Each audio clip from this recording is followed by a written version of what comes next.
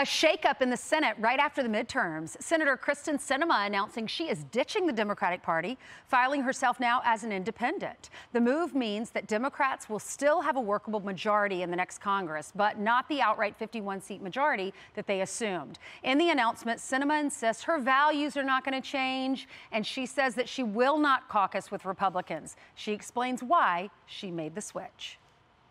I think it makes a lot of sense. You know, a growing number of Arizonans and people like me just don't feel like we fit neatly into one party's box. What I think is important about this decision and this move is that I'll be able to show up to work every day as an independent and not be, you know, stuck into one party's demands of following without thinking.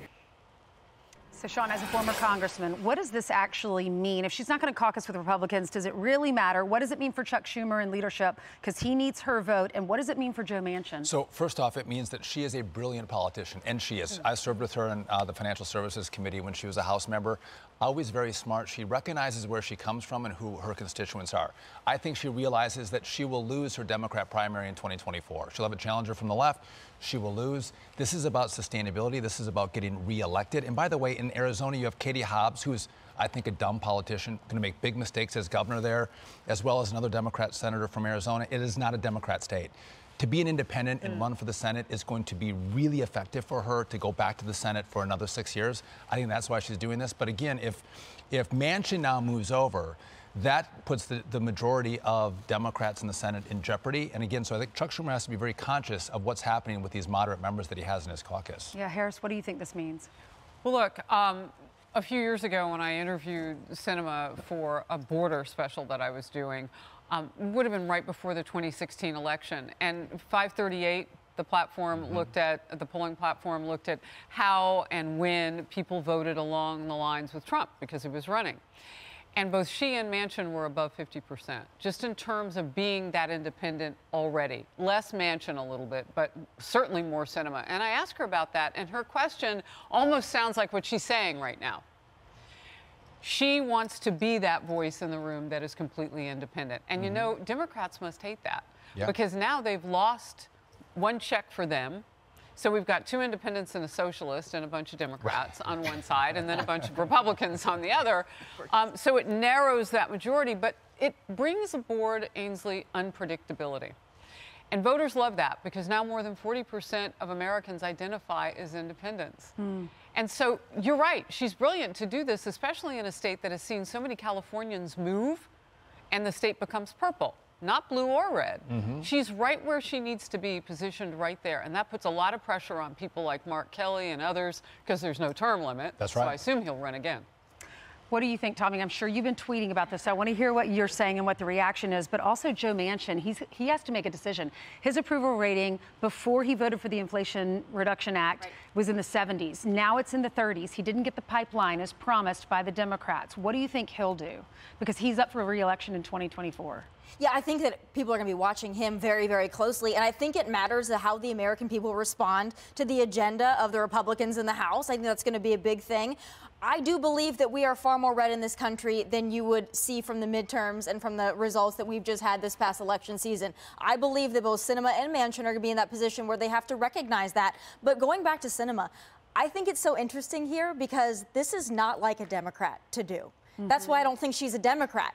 Because Democrats ride or die. Like, they will ride and they will die. They stick together. We don't on the conservative side. That's why we always have these factions of MAGA and establishment and the McCain Republicans and otherwise, because Republicans usually are really independent in that way. Democrats don't do that. They all come together. Maybe in a primary they exchange some words, but they all fall in line. She is one of the first ones in a long time that says, I'm not falling in line. That's fantastic for Arizona. And you're exactly right, because when Arizona gets a taste of what they did with Katie Hobbs, they're going to be running away from Democrats en masse, and she is very smart to put an I behind her name and not a D. They're socialists. They all do the same thing. Like Thelma and Louise, they're driving off the cliff all together. They'll lose their races, but to get Obamacare done, they're all in. Give up my seat, but I get Obamacare. Well, even Manchin fell. And Inflation Reduction Act, the inflation part in quotes, even he fell for what the Democrats promised him. And, you know, on this very network, I said to him, that's not going to happen. He called me a liar. Well, It didn't happen, and now he's got to answer to his. What'd you say his approval rating is now? It was in the 70s, and now it's like 37 or 38 now. Yeah. I mean, it wouldn't matter what he declared at. As you said, Tommy, they're going to be watching his every move right now. He better make some swift gymnastics. I think what's interesting is with the White House statement that came out today after this was announced by Sinema, and they said, we fully expect that Kyrsten Sinema is going to continue to vote with the Democrats. Yeah, I wouldn't be so sure about that, but nice, arrogant statement coming from Corinne Jean-Pierre. That's their way of saying, pay attention, yes. you better vote or with if not, us. better vote for for the us. bathroom and harass her, you know, the because video that's camera. But, real quick, I want to pick up on something that Harris said. I think this is so important, is that Katie Hobbs is weak. And, you know, look, Arizona, that is McCain country. So, I mean, that was a whole other separate thing that played out in the governor's race in Arizona. Mark Kelly agreed, I think, that there were issues with the Republican candidate that were more local to Arizona voters. Absolutely. But I think you're right. Mark Kelly is really not somebody that you would think would represent a state like Arizona.